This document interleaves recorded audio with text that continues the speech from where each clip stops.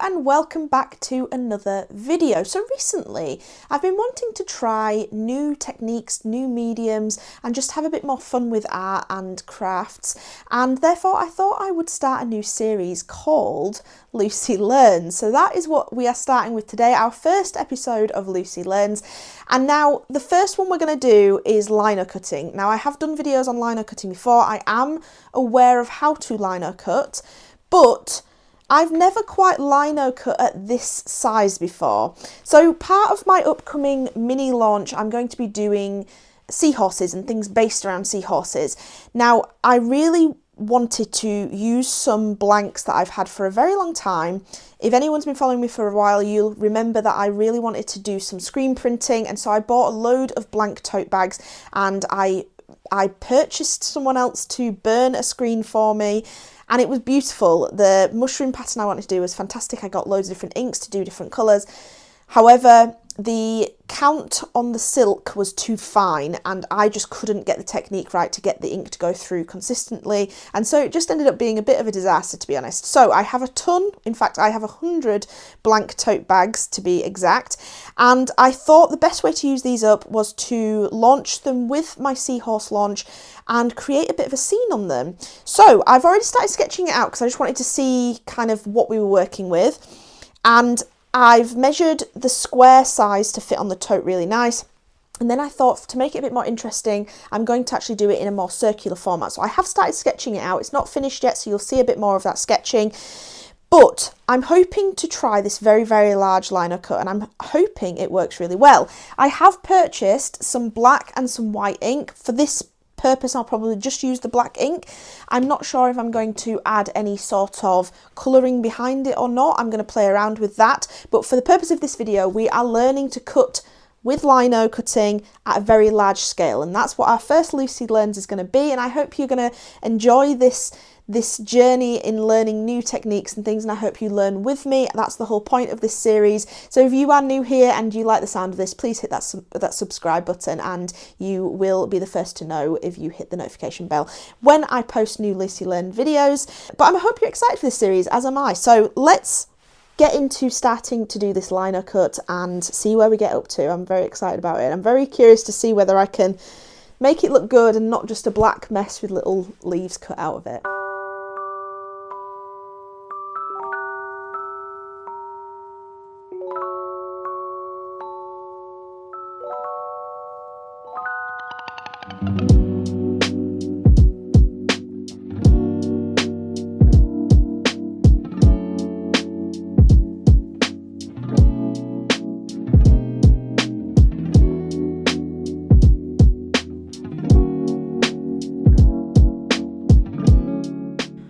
So jumping straight into the sketching then, I wanted to add as much detail as possible because I thought cutting on a whim was not going to be the best idea, and actually mapping out every little cut that I was going to do was going to serve me the best during this project, and that's what I did. The only problem with this is I felt like obviously my lines, I was in sketching mode, and where the dark lines are would ideally be the dark lines that I'm printing. However, obviously with lino cutting it is the reverse. So I think as much as the end piece does look okay, I do wonder whether reversing it next time and cutting out the detail would be better than cutting the detail, if that makes sense. So here I just added on some acrylic ink. This is just FW De Laroni ink and in the sepia tone, and I paint this all over and then rub off any excess, and this sets my sketch. It also colours the lino, so when I start cutting I can see where I've cut. In the past I'd never do this, and I always found it very difficult to see what I had cut, what was left, etc, etc. So I'd always end up having to do multiple print runs because I hadn't cut the right amount, or I'd cut too much because I couldn't see where I was cutting. So this is a perfect way of seeing where you're cutting, and it, like I say, it also sets your pencil sketch so that you are not rubbing it off with your hand as well and getting pencil all over your arm like sketching usually makes happen. So yes, that is what I am doing here, and then we set off with the cutting. So if you've not seen the video yet, I did a haul very recently where I received some lovely gifts for Christmas, and one of those gifts was this wood carving set from Monmar, which I believe was sold in TK Maxx. TK Maxx sell a lot of this Monmar brand and I highly recommend it. I've had a few things from them now and they are very good quality supplies. So this wooden carving set contained about 12 tools in total.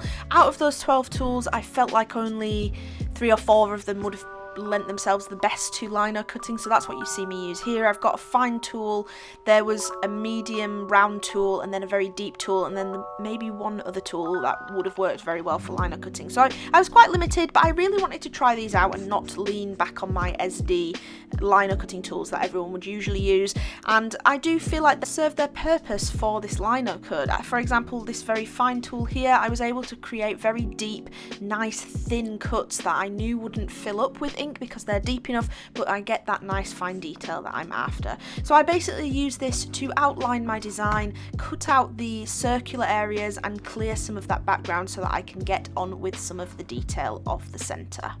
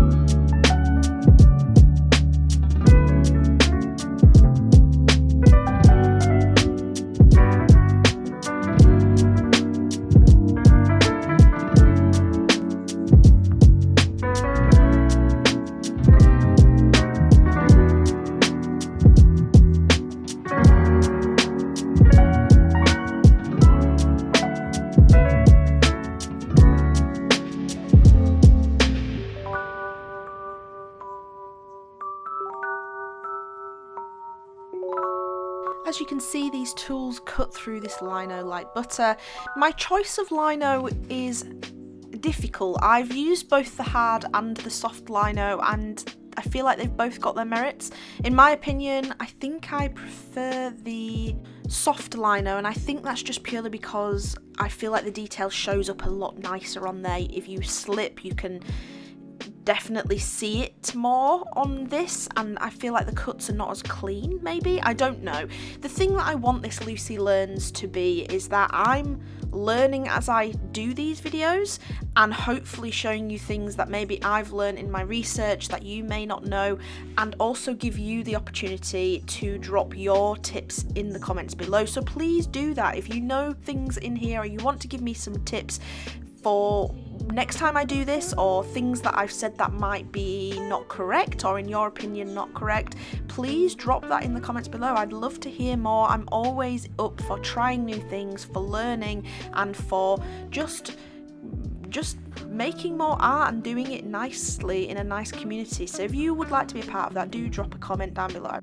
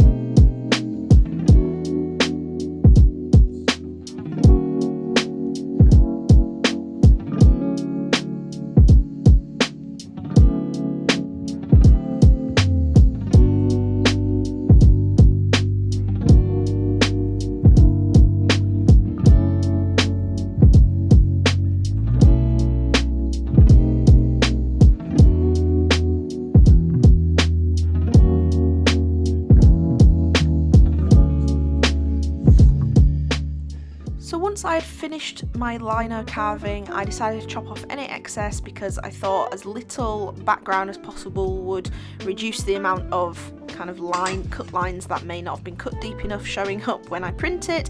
I then used this Speedball fabric ink. So this cost me a fair amount of money, but it's oil-based ink that will set and cure on your fabric, so you don't have to heat cure it or anything like that. So I thought that would be the best option for the tote bags.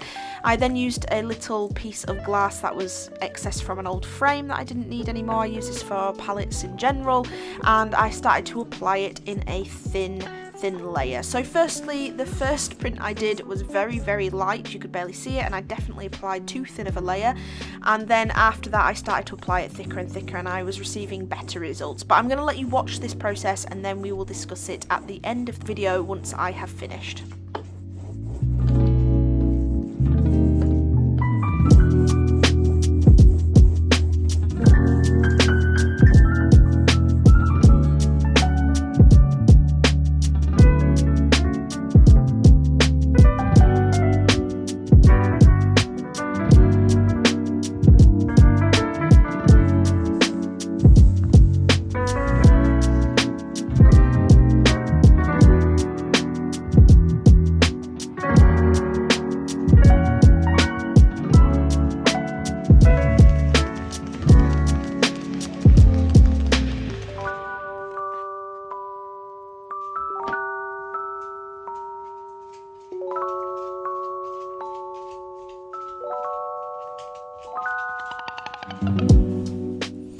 Alright, so the test prints are done. I've printed this onto 2 tote bags, one on both sides because the first print was so faint, it was ridiculous. And then I've printed it twice, a bit darker, and then I've done a print on some paper. Now this is not the correct paper, I need some nice thin cottony type paper, but I don't have any of that at the moment. But the most successful print on the tote bag is this one so far. Now, it looks really good. I'm pleased with it. It's obviously very patchy, but the actual print, the actual cut and everything looks really good. I did do one little test and then cut away some excess, and that looks good. And then I did a paper print, which looks like this. Again, looks really good. The cut looks really good. I'm really pleased with the seahorse. However, again, it looks really patchy. So if any of you have done lino printing, especially on fabric, can you please help me out? Because I've tried my first print was a thin layer of ink on the lino, and it just didn't show up at all on the tote bag. And then I added more ink, which is fine. However, I lost a little bit of my finer detail, but nothing major, nothing I'm upset about.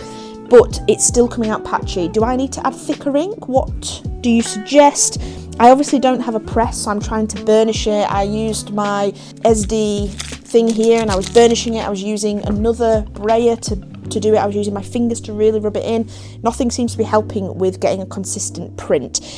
So if you are experienced with this, can you please give me some hints, some things to try? I'd like to perfect this, because ideally I'd like this to go out as part of my seahorse launch, but I think it's going to require a little bit more thought and testing. I also thought I might do a screen print of a blue background, I don't know, to add ink to the tote bag first, but obviously I'd have to do that, leave it to dry, and then do my lino print over the top. So yeah, any hints and tips would be massively helpful. I'd really appreciate that.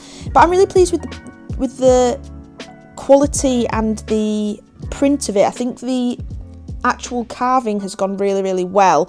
I was going to do some lines in the background to signify the currents and things in the sea, but I just don't know whether I want to detract from all the detail of the seaweed, the coral and the seahorse and the bubbles and everything. I think the bubbles are probably just about enough.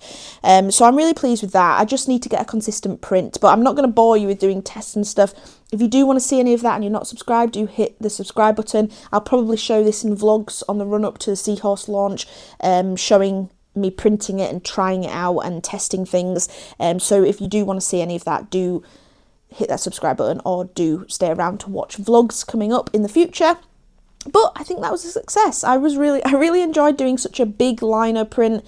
It was very daunting. I do think I need to hone my skills with doing the carving, although the fine line work I didn't think would print very well, but it definitely printed better on the paper than it did the tote. But that's obviously a me issue. I'm not really sure how to go about that, but I'm sure I'll figure it out. I hope you've enjoyed.